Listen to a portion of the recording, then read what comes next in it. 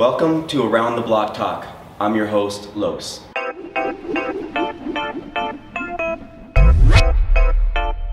Welcome to another episode of Around the Block Talk, marketing advice that works. Today, I am honored to be talking with Thomas Detour Evans. He's a nationally recognized artist for his different styles of painting and art that he does. He does interactive pieces. You were recently on Huffington Post. Yeah. You recently completed They Live project. That was a little bit ago. Yeah. That took a little while. Yeah. Explain a little bit about your style. So I have a couple different types of styles. So a lot of my stuff is portraiture, but I also do pieces that are interactive to where you can actually touch the painting, and that's really unique because a lot of times when you go to a gallery or just learn about art, you learn not to touch stuff. So my art, I want you to touch it. Well, most of my art, I want you to touch it. And then some of my work involves photography, and I try to combine different elements. So this time I was combining African art and the technology of DNA. So combining DNA, so testing of the models, with the actual photography we were taking in the field, matched with African artifacts. So that was kind of really just like eye-opening and new. It was like a photography project, it was like an anthropology project, it was like a family tree project for a lot of people. So it was really new and innovative. So that's kind of like what got me into like the Huffington Post and seeing it and things like that. He really has amazing talents in many different forms, and he's really an amazing storyteller. I think at the end of the day, what I really love about Detour is he's a great storyteller from all his projects that he's done. So today, there are a lot of people out there that are trying to figure out this whole marketing game. We live in an era where people can now market themselves as an artist or an authority figure. And I think that there's some key pieces to people's success. You've had amazing success, not just because of your art, but also the way you've been strategizing your marketing.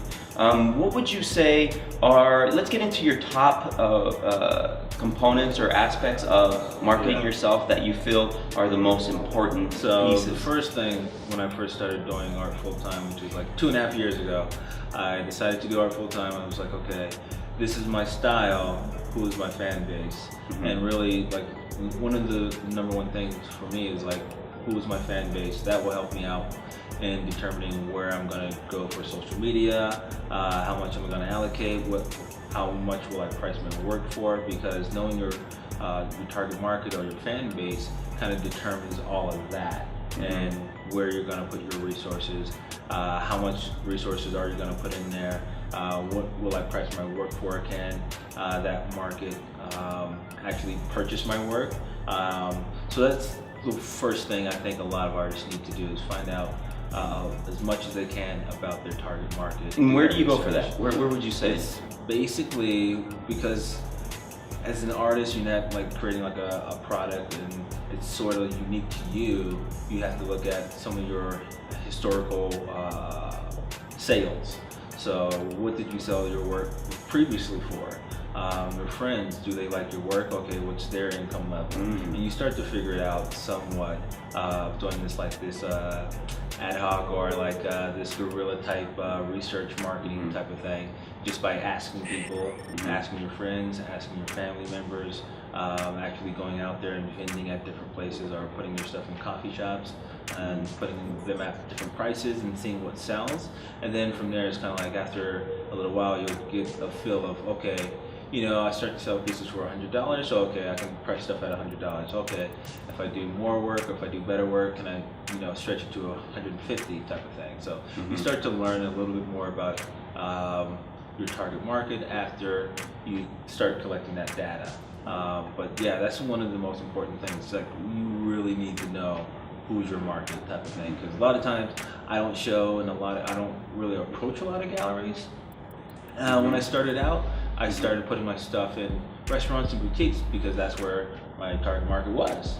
And I was making a third of my sales from those places. I started doing dispensaries because a lot of people love the individuals I was painting. So, that's kind of like what you have to do. You just got to be smart about it. Know your fan base. So it sounds, and I think this kind of lends itself to almost any industry, is really doing your research. finding out who likes that content, doing a survey of your current clients, kind of going to where they're at, finding out where they're at, finding out what they like, and then kind of placing yourself amongst that, you know. I think that's really a key thing for anyone starting out, is to do your research to understand your fan base. What's another key factor for your marketing? I'd say consistency. So on my social media, I am very consistent. I post at least once a day, and if not that, I may skip a day, but I post at least once or twice, or once every other day. That way, people know that they can check their feed, you know, once a week and see 3 new posts, 5 new posts, 6 new posts, or they can come through and see something really consistent that I post every week. So I do this thing called Arctic Tuesdays.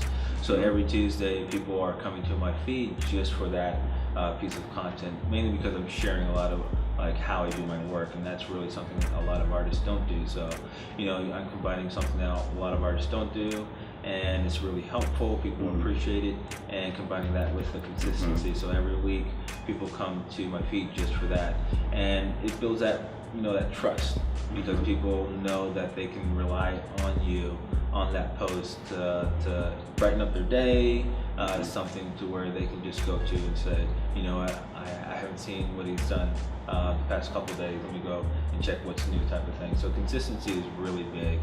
Consistency in work, you don't want to do a body of work and then disappear for 4 years, 5 years, and then come back, type of thing, because you have to make sure you keep that momentum alive, because it's really hard to start things, you know, it's harder to, you know, push, like start pushing a ball from 0 to, you know, 10 miles per hour. But once you start to get that 10 miles per hour, rolling that ball down the hill or something like that, it's a lot easier just to keep it going, type of thing. Get that velocity going. Yeah. So really, it's like you have to make sure you're consistent with whatever you're doing.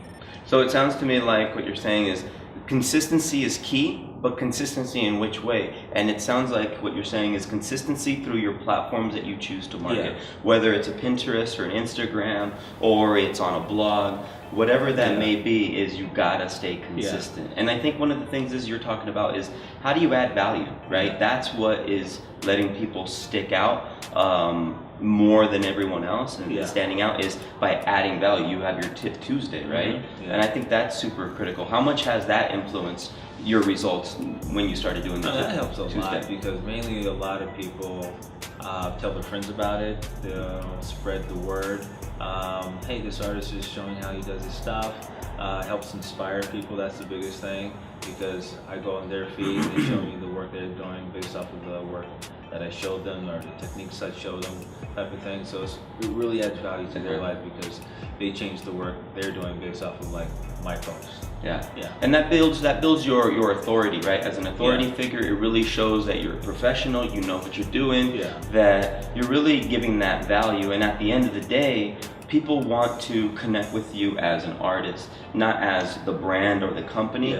They like that too, but I think when you're adding that value, they get to see who you are, what you're about, your personality, and that really drives home that trust factor. Yeah, definitely, man. So like they as much as they like the work, a lot of times they'll say, I like you because you're just a good person. So that's what I try to hone in on. It's like making sure that they trust me, and you know they're able to, you know, have access to some of my knowledge. That's the biggest thing. I just want to be the artist that I would want to meet, type of thing. So that's really big. That's what's up. So then, know your fan base, stay consistent, and what would you say is another key factor for someone's marketing? The last thing would be building relationships. That's one of the big things, because going full time, I was able to, you know, spend a lot more time building those relationships and meeting people and making sure I'm more consistent with those relationships.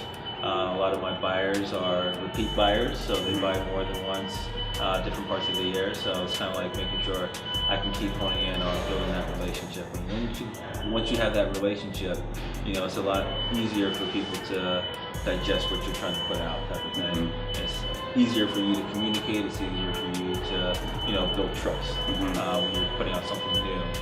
So I think relationship building is that last factor. That's really huge, because I like what you're saying in the sense of you build relationships. You may build them online, you may build them through an email blast, you may build them through an interview, through your Tip Tuesday.